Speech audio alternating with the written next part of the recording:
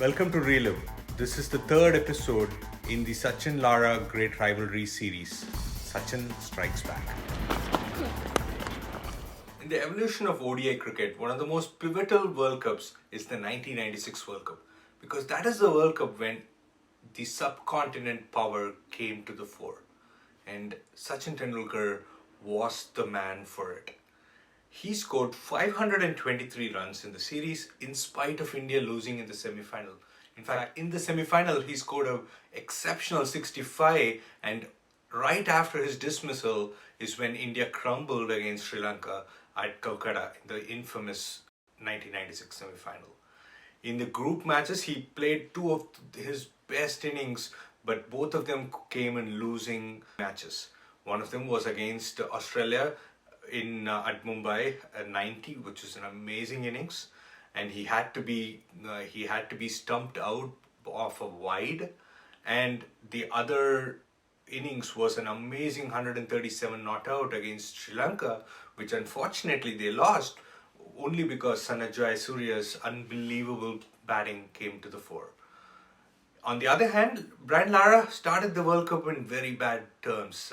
In fact, the shock defeat against Kenya on the leap year day of 1996 was an absolute rude awakening for him and the West Indian team.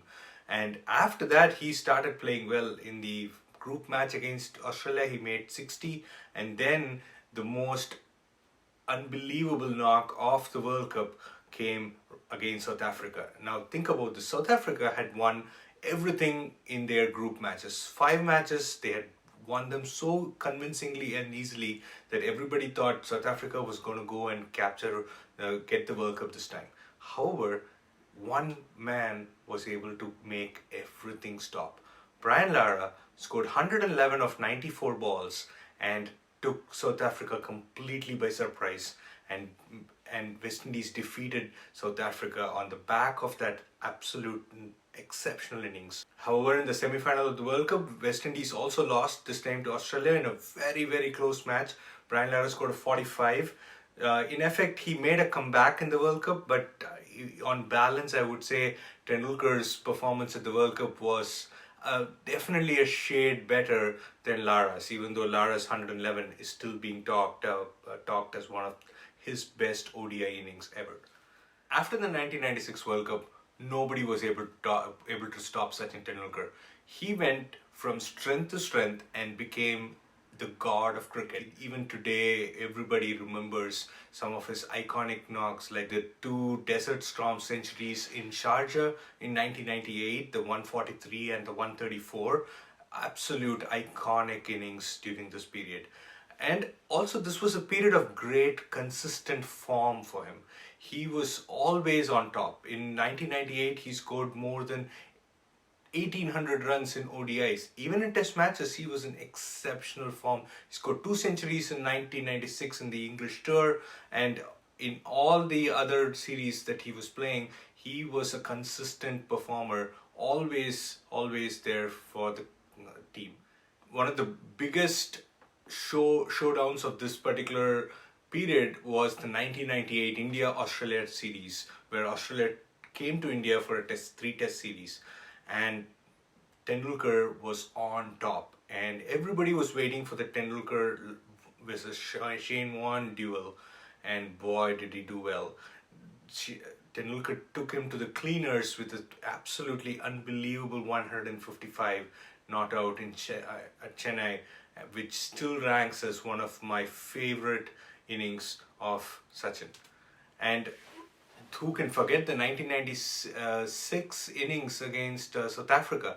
This was a tour where India was getting beaten up really badly, and at Cape Town he scored a majestic 169 against South Africa with the likes of Sean Pollock, Donald, Lance Klusener and Paul Adams, and he had the support of Mohammad Azharuddin, who also scored an exceptional century. I can still remember the exceptional catch that Adam Backer had to take to get Sachin out during that innings at the end. It was a hook shot that went all the way to deep square leg, and it was a one-handed catch that got the wicket of Sachin Tendulkar in that match. The biggest impediment to his stature in this period was when he was the captain of India. He took over as the Indian captain right after the English tour of 1996, and then he held the captaincy for about a year and a half. But it was very clear that he did not enjoy his batting. He did not enjoy his game during that period at all. And in 1997, he had probably the worst ODI average in his whole career. He averaged just 30. Yes, there were some good innings during that time, but really his game was struggling a lot.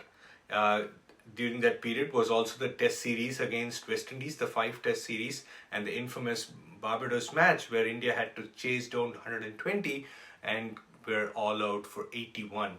And this match left a big scar on Tendulkar's psyche.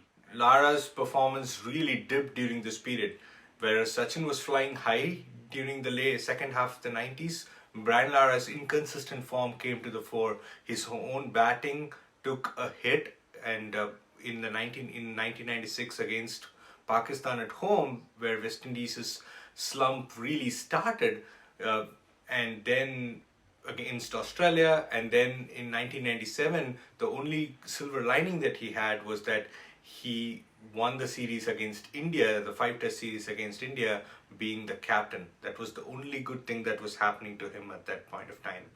This period of poor form also coincided with West Indies' fall from grace. Just a couple of years back, they were still in an amazing run where they had not lost a Test series for 16 years.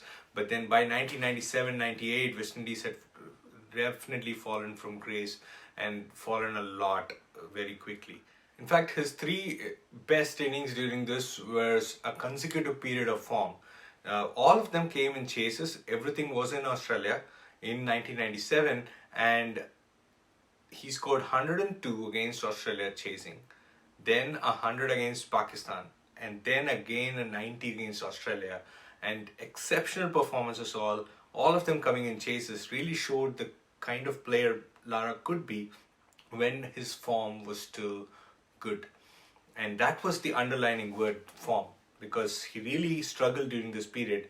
And only in 1999, when he played against Australia, did he really show his true colors. And that takes us to what I think is one of his best series ever. Thanks for watching. In the next episode, we will be talking about Lara's great 1999 series and Sachin's overall consistency. Coming soon.